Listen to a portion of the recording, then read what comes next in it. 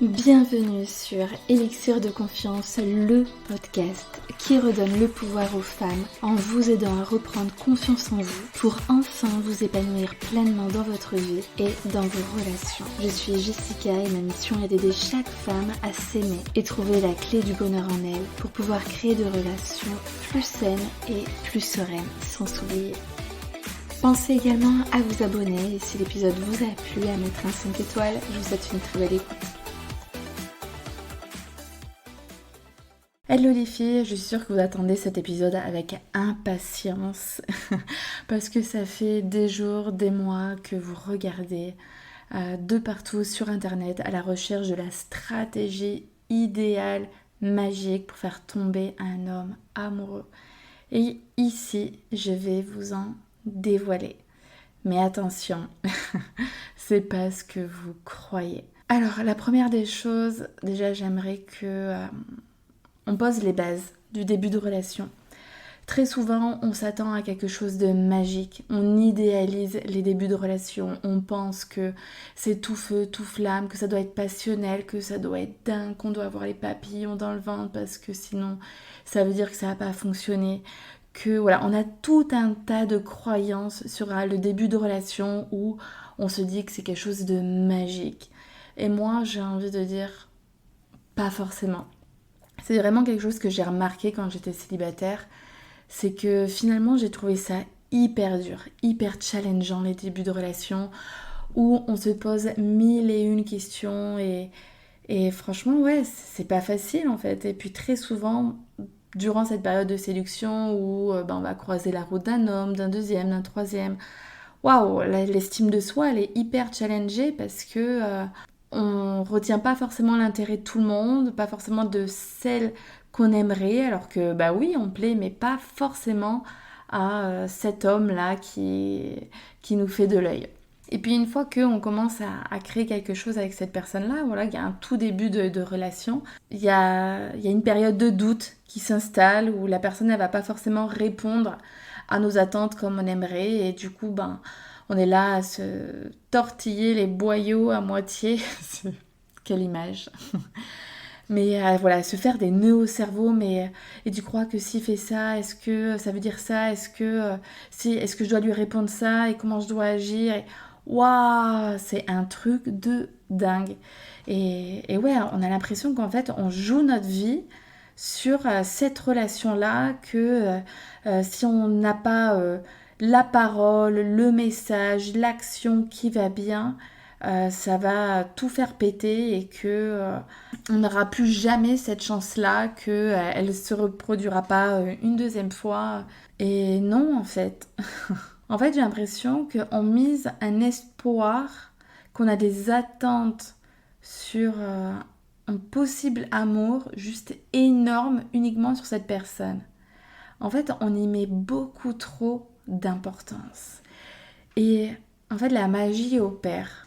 Il y a souvent cette flamme, cette relation ultra forte qui va se créer le jour où on va lâcher du lest. Le jour où on va arrêter d'y mettre autant d'attentes et juste, ok, on kiffe notre vie. Et c'est comme ça qu'on va retenir l'attention d'un homme. Plus tu vas être à fond, plus tu vas y mettre d'attente, plus tu vas créer une importance à ce début de relation qui n'est qu'un début en fait. Plus il y a des risques que ça foire parce que tu vas pas être naturel, parce que tu vas être dans la stratégie, tu vas être dans tes pensées, tu vas être dans l'analyse. Et en fait, c'est ce gros défaut de la femme qui est toujours là à vouloir analyser, à aller, à chercher un petit peu, à lire entre les lignes. Mais l'homme, il est pas comme ça, quoi. Il est hyper terre à terre. Et très souvent, il sait, cette femme, elle me plaît ou elle me plaît pas. J'ai une relation avec elle sérieuse, oui ou non. Il sait. Il n'y a pas besoin d'aller chercher des stratégies presque de manipulation. Moi, je suis quelqu'un qui est anti-stratégie et je vais vous expliquer pourquoi et puis surtout quelles sont les vraies astuces, les vraies choses de la vie qui fonctionnent. Et puis je vais aussi vous expliquer ce qui a fonctionné pour moi. Pour vous parler un petit peu de ma vie, Alors, donc là aujourd'hui, moi je suis en couple depuis 4 ans et demi, j'ai 2 enfants. Et avant cet homme-là, je suis restée 4 mois célibataire, juste après une grosse relation de 6 ans. Et cet été-là, j'ai profité un truc de dingue. Et j'avais vraiment cette optique-là de moi je veux pas me caler, je sors d'une grosse relation de 6 ans, combien de pas me faire chier, clairement c'était ça, hein. C'était là je veux que du bon, hein. Je veux pas les problèmes qui vont avec, je veux pas me poser, et encore, si vraiment je tombais sur la perle rare pourquoi pas, mais il n'était pas question, c'était l'été, l'été je voulais profiter, et voilà, j'avais cet état d'esprit-là. Et du coup, j'ai compté, hein, la nana quoi.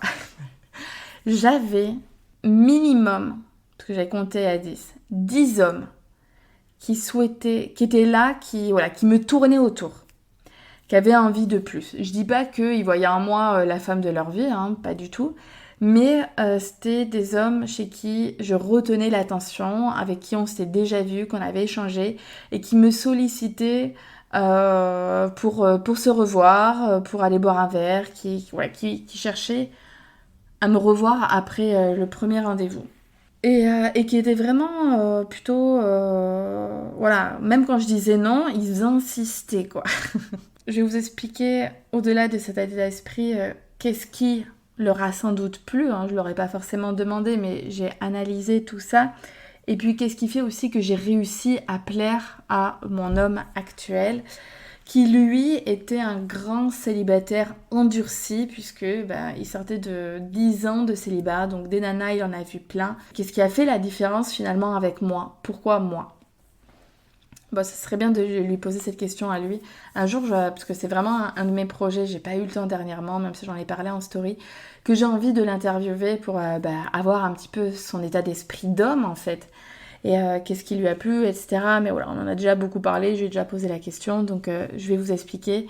Et puis aussi, moi, de mon point de vue, qu'est-ce qui fait qu'elle n'a pas foiré alors qu'elle était à 2 doigts. J'étais vraiment à 2 doigts de faire péter la relation. Donc, mon chéri... Ouais, je vais plutôt vous parler de mon chéri, comment ça s'est fait, comment j'ai réussi à mettre le grappin sur un célibataire endurci qui sortait de 10 ans, voilà, qui avait une vie, lui, il était, je vais pas forcément dire le métier, mais un métier où 6 mois de l'année, il était pas là, il était à droite, à gauche, voilà. Et puis, il a quand même une nature assez solitaire, ses moments à lui, sa PlayStation, voilà, vraiment un comportement que je ne connaissais pas. Moi, la PlayStation, j'ai jamais rencontré un homme qui était à fond là-dessus, et c'est vrai que j'ai eu du mal à comprendre que parfois, attention l'ego, hein, comme il a pu prendre un coup, mais franchement, je suis contente que ça m'est arrivé. Comment un homme qui a envie d'être avec une nana, voilà, qu'il a trouvé une nana qui lui plaît, préfère parfois jouer à la PlayStation plutôt que de voir sa nana. Parce que quand il est arrivé ça, où en fait on habitait à 10 minutes, non, 10 minutes à pied, 5 minutes, 2 minutes en voiture, quoi. Vraiment l'un de l'autre. Il y avait une rue, il suffisait de monter une rue qui était très longue, mais voilà, on habitait quasiment à côté. Comment cet homme-là, à qui j'ai l'impression qu'il me porte de l'intérêt, n'a pas envie de me voir tous les jours, ou tous les 2 jours. Et très souvent, quand on se voyait, c'était vraiment, c'était magique. C'était fabuleux. On était ensemble, c'était le kiff total. Je me sentais bien. Et en fait, et puis j'avais cette pression du au revoir parce que je ne savais pas quand est-ce qu'on allait se revoir. Il me le proposait pas. On se quittait, bon ben voilà, merci, au revoir, et on sait pas. Et j'avais du mal à supporter ça. Parce que moi qui suis plutôt de nature, j'aime contrôler les choses, j'aime être active, j'aime organiser, je sais exactement le week-end prochain, qu'est-ce qu'on fait. Et encore, j'ai vraiment lâché depuis. Mais avant, j'étais comme ça. J'adore organiser mes journées, gérer mon temps, structurer mon temps. Et ça, c'est un des besoins de l'être humain aussi. Mais tout le monde n'est pas comme ça. Surtout lui qui est plutôt en mode... cet état d'esprit du dernier moment, c'est là où se passent les meilleures soirées, quoi. Et moi, mais pas du tout. Surtout qu'à l'époque, en plus, j'étais dans la danse, donc j'adorais, je sortais énormément. Et puis, je voulais savoir, est-ce que vendredi, est-ce qu'on est ensemble en gros, ou est-ce que je vais faire ma soirée? Et donc, je me suis pris énormément la tête. Mais sauf que ce qui a fonctionné, c'est que je n'étais pas en mode chieuse. C'est-à-dire que je n'ai pas cherché à lui dire constamment, à lui rentrer dedans. Et oh, chérie, là, on se voit pas, qu'est-ce qui se passe? Je l'ai joué différemment. C'est là où on peut parler de stratégie, mais stratégie payante. C'est-à-dire que, voilà, il faut savoir qu'au début de la relation, je pense vraiment qu'il faut marcher sur des œufs. Faut pas faire du rentre-dedans. Il faut la jouer subtile. Et c'est ça qui a marché parce que sinon, ce mec-là, cet homme-là, je l'aurais perdu. Parce que au début d'une relation, un homme, il n'a pas envie de se prendre la tête. Et nous non plus, on ne devrait pas. Et c'est vraiment un tort que l'on a de se pourrir l'état d'esprit. Se pourrir le mental avec tous ces doutes. Juste, voilà, c'est là où en fait, il faut changer notre manière de faire. Bon, j'espère que je ne vais pas dans tous les sens parce que j'ai pas trop préparé tout ce que je voulais vous dire. J'ai juste mis des points et puis après ça arrive comme ça vient. Donc ne m'en voulez pas, s'il vous plaît. Du coup, ce qui a fonctionné, c'est que même si j'avais une envie de le secouer, de lui dire mais moi je marche pas comme toi, parce qu'en fait c'était ça, hein. On n'a pas le même fonctionnement. Moi je veux savoir quand on se quitte, quand est-ce qu'on se voit. Mais sauf que j'avais aussi ce truc-là de c'est l'homme qui propose, la femme qui dispose. Aujourd'hui, j'y pense toujours. Pour moi, c'est comme ça. Il faut, on en parlera tout à l'heure, c'est une des stratégies, mais l'homme reste un homme, la femme reste une femme. Et on a chacun un petit peu son rôle dans la relation. Et c'est hyper important de laisser l'homme prendre sa place d'homme. Parce qu'il aime agir. L'homme, normalement, s'il n'agit pas, s'il ne propose pas, il n'est pas intéressé. Point barre. Sauf que je sais pas, moi j'aime bien mettre des chiffres, c'est pas hyper bon, c'est ma croyance à moi. De toute façon, dans tout ce que je vous dis, prenez que ce qui résonne en vous, le reste, ça m'appartient aussi. Je pense que au niveau de la proposition de rendez-vous, l'homme il doit faire les 3/4 du taf. Et le reste, c'est la femme qui doit aussi être actrice dans la relation. C'est pas une princesse, l'homme il fait tout, moi je fais rien. Non, il fait beaucoup et j'en fais un peu. Il me donne beaucoup, plus il me donne, plus je donne. Ça doit être comme ça dans la relation. Moins il donne, moins j'en donne. Et donc, je le laissais faire. Je le laissais aller à son rythme. De toute façon, moi je partais du postulat que plus jamais je voulais revivre une relation comme j'avais pu vivre avec mon ex, avec des hauts, des bas, ça va pas. Je savais exactement ce que je voulais et ce que je ne voulais plus. Mais en termes de séduction, de l'approche, on commence à apprendre à se connaître, j'étais ouverte au fait que, ok, on laisse voir les choses. Que ces sentiments-là en moi, ces émotions, cette attente énorme, elle n'appartenait qu'à moi en fait. C'est moi qui crée ces émotions-là, qui crée ces attentes-là. Et je sais que, en fait, je pense que c'est bien de fixer un timing, c'est-à-dire, ok, là je te laisse faire les choses. À un moment donné, quand j'en ai vraiment ras-le-bol, bam, là se pose une discussion là. Et il y a eu plusieurs fois où je lui ai dit, alors pas le premier mois, hein, attention, peut-être au bout du deuxième mois, je sais vers Noël, j'ai voulu le quitter un petit peu non, c'était en novembre. Donc ça faisait, au bout d'un mois, je crois. Un mois et demi, quelque chose comme ça. Parce qu'il y a eu des fois où j'ai vraiment eu envie de le quitter. Mais avant d'arriver là, ou quand j'avais vraiment la boule de nerfs, j'avais 2 actions. J'avais celle où je vais lui faire comprendre par lui-même que là, ça m'a pas plu, qu'il va falloir qu'il sorte les rames. Et il y a le deuxième point où maintenant, il faut qu'on parle. Donc ce premier point où je voulais lui faire comprendre les choses par lui-même pour pas passer par une chieuse et que je pouvais comprendre que ça ne faisait pas plaisir, que c'était le début de la relation. Mais j'avais besoin de lui faire payer. Et en fait, comment je faisais? Je sais qu'il y avait... Alors, il y a eu 2 choses. Il y a eu un vendredi où j'attendais qu'il me propose, quoi. Pour moi, le week-end, c'est tellement les retrouvailles, quoi. Pour moi, c'est signe de on se retrouve, on fait des choses ensemble. Et surtout par rapport au boulot qu'il avait où il était très souvent parti à droite à gauche, quand t'es là, je veux que tu sois là. Et puis là, c'était un vendredi, il me propose pas. Alors que je sais qu'il est chez lui. Et moi, j'attendais, quoi, dans l'attente. Je déteste ce sentiment-là. Et sauf que je me suis dit, tu sais quoi? J'espère que tu vas me proposer qu'on se voit. Parce que j'aurai quelque chose de prévu et que je vais me faire un malin plaisir de te dire que j'ai quelque chose de prévu, même si je meurs d'envie d'être avec toi. Mais parce que je ne veux pas que tu me proposes à la dernière minute, je vais te le faire payer, je vais te le faire con. C'est un peu affreux de dire je vais te le faire payer. Mais j'avais vraiment ce sentiment-là, hein. Vraiment. Mais en fait, c'est je vais te faire comprendre mes limites, que avec moi, tu me proposes pas à la dernière minute, c'est pas je claque des doigts et Jessica y est à ta disposition. Et c'est ce que je vous invite aussi à faire. C'est à partir d'un moment donné, la veille ou 2 jours avant, pour moi, c'était important que l'homme, si vraiment il a envie de me voir, eh ben il anticipe les choses parce qu'il espère que je ne prévois pas autre chose. Et là, se réveille à 16-17 heures, un vendredi. Qu'est-ce que tu fais ce soir?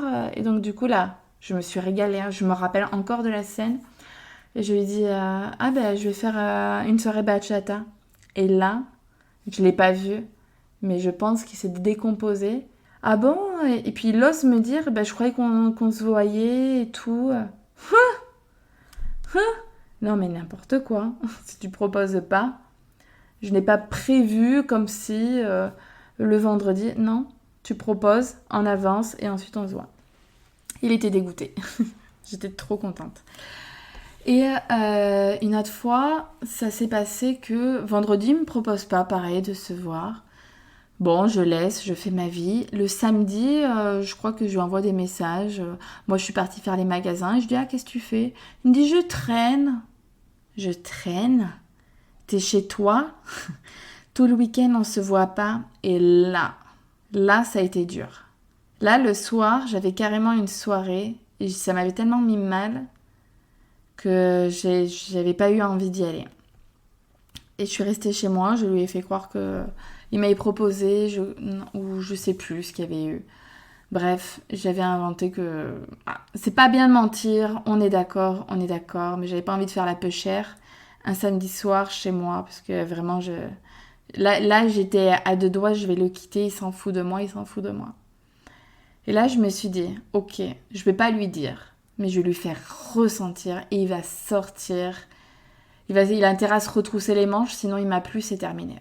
Là, je me suis dit, il va falloir que tu me proposes 3 fois pour que j'accepte de te revoir parce que vraiment, là, j'ai été déçue.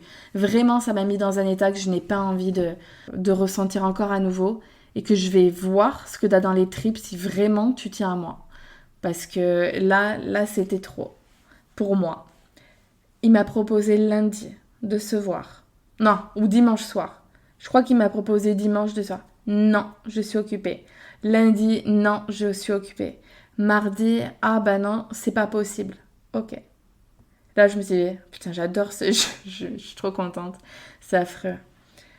Après, je lui ai dit tout ça, ne vous inquiétez pas. Il a fallu qu'il me dise, carrément, le mec, on habite je vous ai dit 2 minutes en voiture. Après, il m'a dit, si tu veux, mercredi. Là, il a dû sentir que ça puait, que j'étais en train de me casser. Hein. Vraiment, émotionnellement, je commençais à prendre mes distances. C'était là, faut que je me protège. C'était pas bon. Si je venais à ton travail, manger avec toi entre midi et 2. Le mec, il était prêt à faire. Parce que, bon, on va dire que entre midi et 2, 40 minutes, ouais, 40-45 minutes. Et encore, c'était entre midi, il aurait pu se taper des bouchons. Bon, entre 45 minutes et 1 heure de route aller, plus retour, pour venir manger avec moi, 1 heure et demie entre midi et 2. Et là, j'ai su. Ok, là, je vais te dire oui. Sauf que j'avais pas envie qu'il vienne entre midi et 2 et qu'on s'est vu le soir. Là, j'ai vu. Et là, ma stratégie, elle a gagné parce qu'il a commencé à avoir peur. J'ai l'impression que les hommes, c'est un petit peu ça. Il faut pas que nous soyons dans l'attente et eux, ils doivent prendre leur rôle de chasseurs. Depuis la nuit des temps, ils chassent le gibier, ils chassent le je sais pas quoi. Il faut leur laisser ce rôle-là. Ok, je vais pas être à ta disposition, certes. L'homme n'aime pas quand quand on lui dit qu'il s'est mal conduit. Quand on lui fait des reproches, il déteste ça. Du coup, c'est bien de choisir une manière détournée. Sauf que des fois, parce que moi je suis de nature à... On lit en moi comme dans un livre ouvert. Et je suis sûre que c'est sans doute pareil pour vous. J'arrive pas à faire semblant. Quand je suis déçue, quand je suis énervée, etc. Là, je suis sûre que... je me rappelle plus exactement, mais quand on s'est vu, même si j'étais contente que voilà, je m'étais vengée d'une certaine manière pour ce qu'il m'avait fait subir, il faut que je pose les choses parce que je veux pas que ça se reproduise. Et je me rappelle très bien, il y a eu plusieurs fois, voilà, j'ai au moins 2 fois en tête où je dis bon, voilà, j'aimerais te parler de quelque chose. Mais hyper posément. Pas être dans le reproche, mais juste, voilà, quand il se passe ça, je comprends pas, etc. Et c'est là d'ailleurs où il m'a parlé d'une de ses stratégies, parce qu'il avait entendu ça. Ce fameux « fuis-moi, je te suis-moi, je te fuis ». Sauf que moi, ça, j'en ai en horreur. Le mec qui fait ça avec moi, et il a fait ça avec moi, parce qu'il me l'a dit, ça n'a pas fonctionné. Il m'a dit, t'es la seule femme avec qui ça n'a pas marché.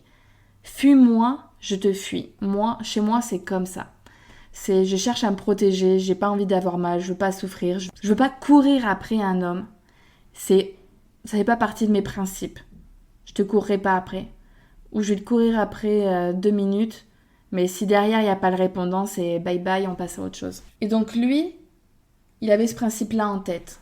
Genre il faisait le don juan, je me fais désirer, etc. Sauf que il a très bien vu qu'avec moi ça fonctionnait pas. Tu fais ça, je pars à l'autre bout. Je pars à l'autre bout, quoi. C'est pas possible. Donc c'est pour vous dire en fait que les stratégies, elles sont pas bonnes. Ce que je vais vous dire plus bas, ça marche. Quoi qu'il arrive, mais c'est pas des stratégies, c'est des principes de vie en fait. Et vous voyez, cette stratégie, en fait, elle a failli carrément nous faire rompre. Parce que voilà, lui avait en tête que pour garder une nana, il fallait faire le don juan, il fallait se laisser désirer, etc. Mais pas du tout. Et en fait, à vouloir être à la recherche d'une stratégie à tout prix, de qu'est-ce qu'il faut faire, comment on fait pour garder l'intérêt d'un homme, pour faire tomber un homme amoureux, en fait, vous perdez tout naturel. Vous savez plus quoi faire. Et puis si vous suivez ce que dit quelqu'un, voilà, vous allez regarder la stratégie de Tartampion. Ah bah tiens, s'il y a X milliers de personnes qui le suivent, ça veut dire que ça fonctionne, que si, que là. En fait, vous allez vous en vouloir. Et c'est qu'en fait, on n'est pas naturel, qu'on ne peut que s'en vouloir. Oh, putain, si j'avais pas fait ça, j'ai écouté Bidule, j'ai écouté ma copine, mon amie qui m'a dit de faire X choses et ça n'a pas fonctionné aujourd'hui. Il est bizarre, il a un autre comportement. Ouais. Mais en fait, lorsqu'on est naturel, lorsqu'on est soi-même, on peut pas s'en vouloir. Et puis ça sert à rien de vendre du rêve au début, de porter un masque, de chercher à être différente si au fond vous n'êtes pas vous-même, parce que vous voulez en fait qu'il tombe amoureux d'une image idéalisée de vous-même. Bah non. Non. C'est pour ça qu'il faut être vraiment soi-même. C'est la clé de la séduction. Après, il y a des principes de base qui sont l'homme, faut qu'il envoie les rames. Ça, c'est un principe de base qui fonctionne clairement pour faire tomber un homme amoureux. Parce que quand c'est trop facile, il se désintéresse. C'est un peu con, hein. Est-ce qu'on ne savoure pas plus un gâteau au chocolat que l'on admire à travers la vitre d'une pâtisserie au loin? On le voit. Et puis on voit une table à côté, quelqu'un qui mange et qui fait « c'est trop bon ». Et puis on demande à la vendeuse, etc. Si on peut en avoir. Et puis là, elle nous dit oui, mais malheureusement, j'ai pas un 6 parts, j'ai juste une part. Ok. Et donc là, on commence à en manger, on se régale. Mais en fait, on n'en a pas assez, quoi. On a juste une petite part infime là, juste histoire de goûter, mais on en veut plus. Ok, bah du coup, il faudra patienter. Malheureusement, là, notre fournisseur a une petite panne. Il va falloir attendre 3 jours pour qu'on ait de nouveau les ingrédients, je sais pas quoi. Et là, pendant 3 jours, on n'arrête pas d'y penser. J'adore trouver des images avec la bouffe parce que je suis trop gourmande. Et je suis sûre que vous aussi, que ça marche, cette idée du chocolat. Et du coup, en fait, quand il y a cette attente ou quand il y a la peur de perdre la personne, notre désir se décuple. Et chez l'homme, ça fonctionne comme ça. Si on lui envoie le gâteau au chocolat, le nappage, le truc de dingue, alors qu'en fait, il n'en a même pas ressenti le besoin ni l'envie, ou que d'un coup, on a tout envoyé, et ben, voilà. En fait, il faut toujours en garder sous le pied. Faut pas tout dévoiler d'un coup, il faut pas tout offrir d'un coup. Il faut vraiment le laisser faire son taf. Si à un moment donné, on en a marre, ça va pas au rythme que l'on souhaite, ok, on dit les choses. Mais attention, pas au bout d'un mois, pas au bout de 3 semaines. Non, il faut vraiment mettre en fait le curseur sur soi.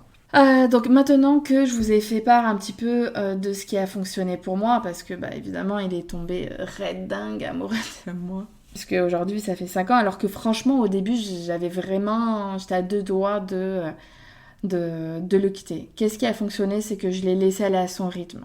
Parce que voilà, le mec qui sortait de 10 ans de célibat, c'est pas ça y est, il rencontre une nana d'un coup, il est à fond. Ben non, lui aussi, hein, il avait des vieilles habitudes de célibataire. Moi, je n'ai pas cherché à le brusquer. J'ai fait les choses en douceur, mais tout en me respectant moi-même parce que bah, j'avais cette envie de... Même si je voulais pas lui dire pour trop le confronter, pour que ce soit trop pushy, parce qu'à partir du moment où... Alors je cherchais pas la dispute, mais vous savez très bien que ça peut vite partir aussi. Mais à partir du moment où on commence à poser les cartes sur la table, qu'il y a des attentes de poser, la relation elle peut changer. La personne, on ne sait pas forcément comment elle va prendre les choses, comment elle va être affectée. Donc voilà, j'ai détourné les choses. Ça m'a pas plu, ok. Ben, je vais te montrer d'une autre manière ce que j'attends en fait. Et puis c'est comme ça qu'il a compris en fait. Tu me proposes à la dernière minute, ben j'ai prévu autre chose.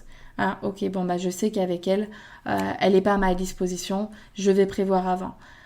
Donc c'est en ayant eu ce type de comportement là, et puis aussi en montrant, en m'affirmant. Là, j'aimerais qu'on discute tous les deux, en face à face. Pas dans les SMS, au téléphone, etc. Non, on en parle posément, ensemble. Et en fait, là, il s'est dit, ok, j'ai pas une enfant en face de moi, j'ai une femme. J'ai une femme qui sait ce qu'elle veut, ce qu'elle ne veut pas. Et aujourd'hui, si je veux lui plaire, si je veux que ça fonctionne, il va falloir que j'y mette du mien.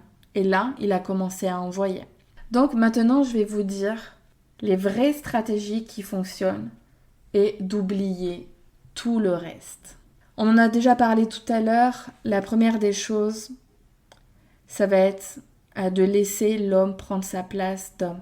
Arrêtez de vouloir tout envoyer, de faire à sa place, de prévoir tel rendez-vous, d'envoyer tout le temps des messages, de prendre l'initiative de tout en fait. Non, laissez-le faire, il adore ça, il se régale. Et puis, l'autre chose ensuite, le deuxième principe, ça va être de cultiver l'état d'esprit de la femme fatale. La femme fatale, c'est un peu c'est la femme qui sait ce qu'elle vaut, qui sait ce qu'elle mérite, qui sait ce qu'elle veut dans la vie. Et ça, c'est ultra essentiel. Et d'ailleurs, en coaching, je peux vous amener à avoir cette posture-là de cette femme-là. Cette femme qui a confiance en elle, cette femme qui s'aime, cette femme qui s'estime, cette femme qui veut pas se contenter de peu, de miettes, de relations bof, de relations toxiques, je suis... voilà, par exemple, tout ce qui est relation de maîtresse, etc. Non, moi je veux pas ça. Moi je veux pas de second rôle en fait. Je veux cette relation... je veux la totalité en fait. Je veux pas de peu. Donc cette femme qui est elle-même, qui s'autorise à l'être parce qu'elle a confiance en elle. Ok, pas de problème, on peut pas plaire à tout le monde, certes, mais jamais je ne dénigrerai qui je suis pour un homme. Je ne vais pas me changer. J'ose affirmer mes goûts, mes points de vue, qui je suis, mes limites, ma vision de la vie. Tout en fait. Je veux juste être naturelle en couple. Ça plaît ou ça plaît pas. Et quand ça plaît pas, ça ne nous détruit pas parce que on a confiance en qui l'on est. On peut pas plaire à tout le monde et ça fait partie du truc. Même si évidemment ça heurte un peu l'ego, mais c'est ok avec ça. On va pas en faire une affaire d'état. Donc l'état d'esprit de la femme fatale, c'est ça. Elle sait ce qu'elle vaut, elle sait ce qu'elle mérite. Elle a confiance en elle, elle ose s'affirmer. Ça ne me plaît pas. Qu'est-ce qu'on peut faire ensemble? Mais elle n'a pas la rage, elle n'a pas de colère, elle n'harcèle pas, elle n'impose pas. Je pense que c'est ça aussi le truc, c'est pas... voilà, moi j'ai besoin de ça. Qu'est-ce qu'on peut faire? Et on laisse la personne faire. Après, c'est juste nous, est-ce que ça nous plaît ou ça nous plaît pas? Bon, là, la personne l'a entendu, qu'est-ce qu'elle en fait avec? Après, c'est de sa responsabilité. Ça lui appartient. Et puis moi, je verrai bien qu'est-ce que j'en fais. Donc, la femme fatale aussi, ça fait partie en fait du fait de s'affirmer, de poser des limites. Non, ça, là, t'es arrivé avec une demi-heure de retard, ça me plaît pas. Tu préviens, tu t'excuses. Voilà, je parle vraiment s'il n'y a pas d'excuses. On pose des limites. Parce que sinon, c'est l'anarchie. Sauf que non, on se respecte et on demande du respect. Et donc, c'est de poser les choses, de recadrer. Ok, non, là, j'ai senti... voilà, ça, quand t'as dit ça, voilà, j'ai pas forcément apprécié.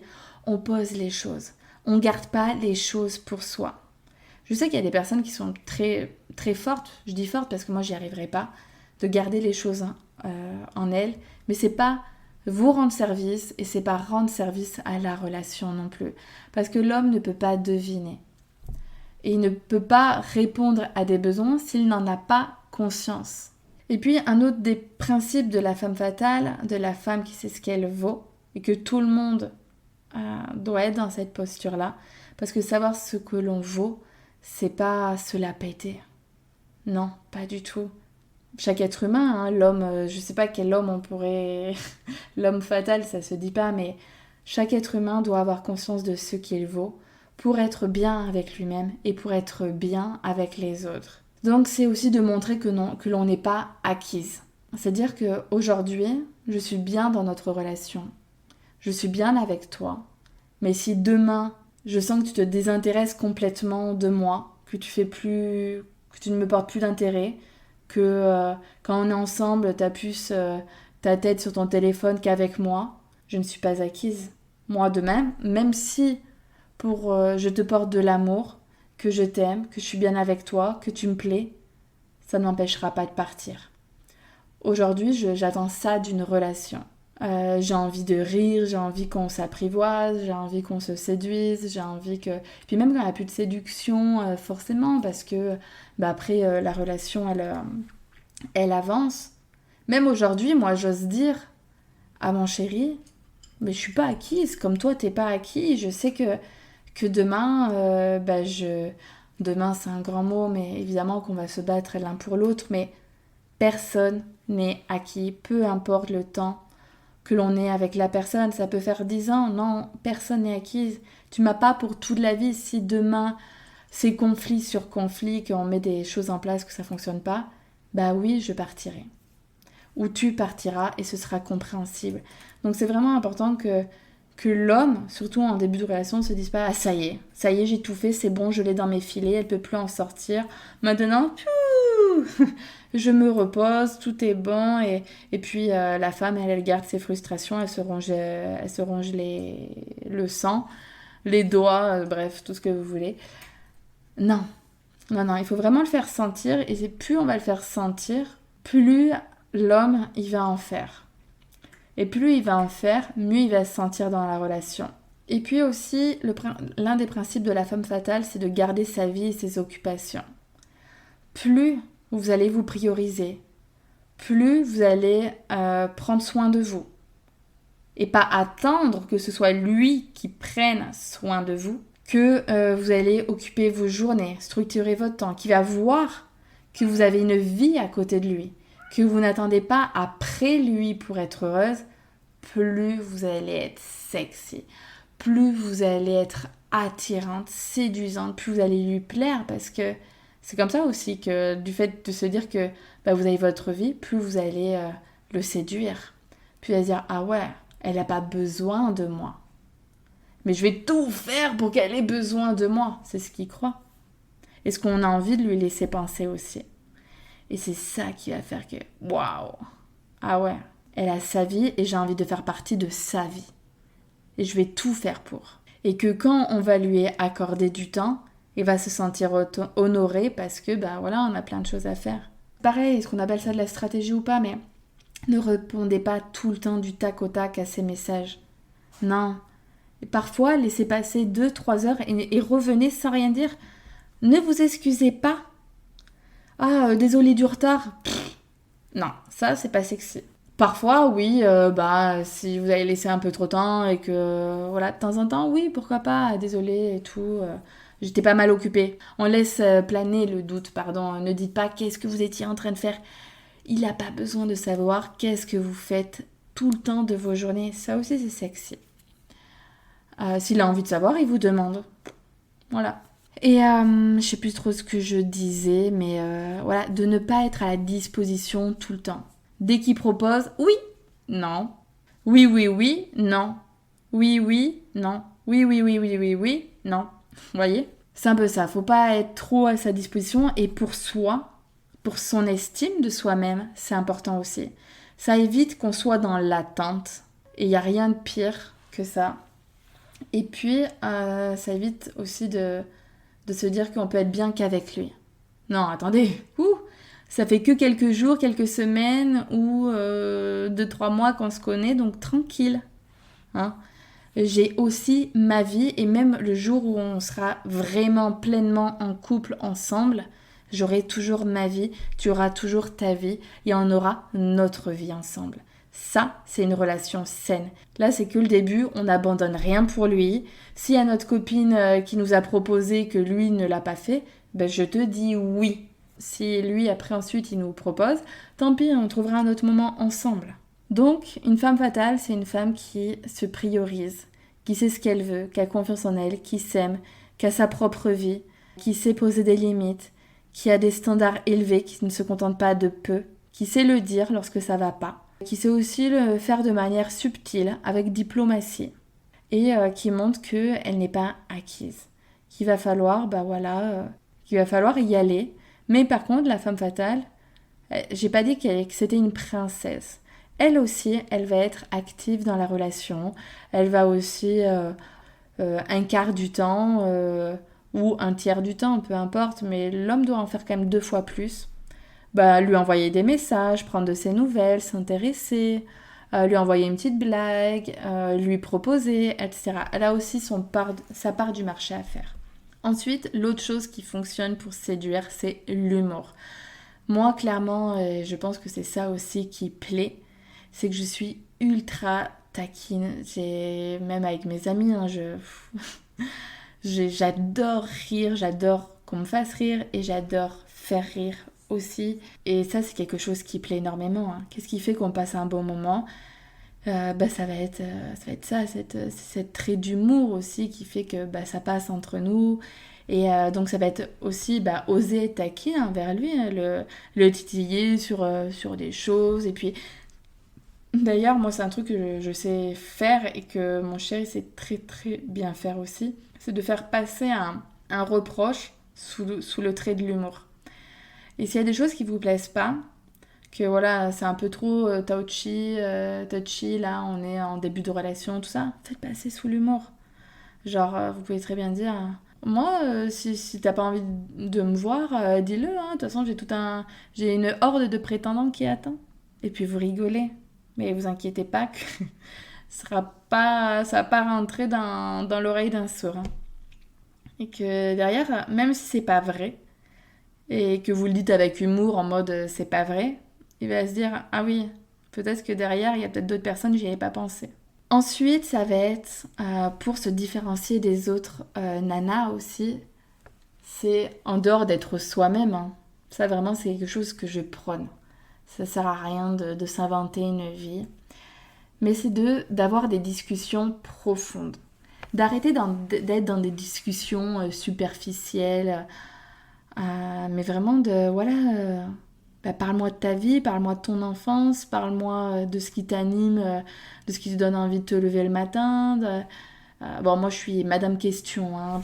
De par mon ancien boulot de recruteuse et aujourd'hui en coaching. Donc c'est vraiment mon truc de m'intéresser aux autres, mais je déteste après quand l'homme il part dans des monologues et il parle que de lui. Ça me plaît pas du tout. Comme vous aussi. Ne parlez pas que de vous. C'est vraiment la séduction, c'est un échange. Dans les discussions, il n'y a rien de pire qu'il y en ait un qui fasse un monologue. C'est oh, moi ça me débecte et je pense que ça peut être un truc aussi qui plaît pas aux hommes. Vraiment. C'est un échange, un partage où du coup on s'intéresse à l'autre et l'homme se sent flatté. Donc c'est important de le faire et puis d'aller de chercher en fait des points communs, de les souligner, de trouver des valeurs communes. Donc pour demander des valeurs communes, on ne demande pas quelles sont tes valeurs. Ça marche pas. C'est plutôt qu'est-ce qui est important pour toi dans la vie, qu'est-ce qui fait que tu te sens bien au travail ou dans tes relations ou avec ta famille, etc. C'est là où on voit quelles sont les valeurs. Après, quelle est sa vision de la vie, puis de partager la vôtre, de voir un petit peu quels sont les désirs communs. Et c'est ça qui va faire que, ah ouais, on a des points communs, on partage on a la même philosophie de vie, puis de partager la vôtre. Et ça, en fait, ça sort un peu du cadre où je pense qu'il n'y a pas énormément de femmes qui ont des discussions profondes. Très souvent, voilà, on n'ose pas poser des questions, donc c'est tout un petit peu superficiel. Et puis finalement, on part du rendez-vous, on ne sait rien sur l'autre, l'autre ne sait rien sur nous. Et du coup, je trouve que ça manque un petit peu de fraîcheur, voilà, ça peut être aussi, partage-moi la dernière fois que tu t'es senti trop bien, ou quel est ton voyage préféré, voilà, d'amener vraiment beaucoup de positif dans la discussion, de le reconnecter à des émotions. Et c'est ça qui va faire qu'il va se sentir bien avec vous et qu'il va avoir envie de vous revoir. Et puis le dernier point que j'ai envie de vous dire, c'est aussi de laisser le temps au temps aussi, de faire les choses, de ne pas vouloir être trop pressé, qui tombe à fond, qui soit à fond. Les choses, elles prennent du temps.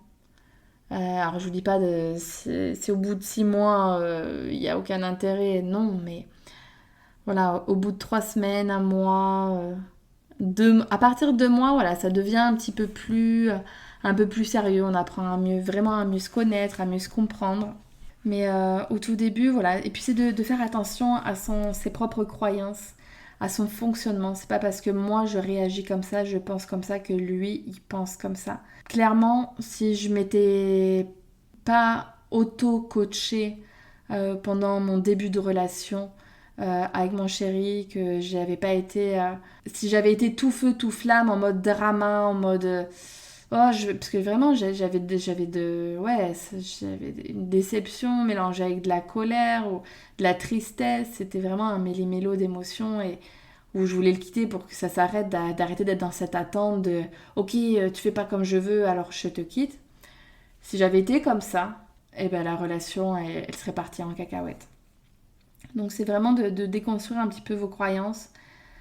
C'est pas parce que moi, dans ma situation là, il veut pas me voir tous les jours qu'il n'est pas attaché, qu'il n'a pas envie de construire quelque chose avec moi.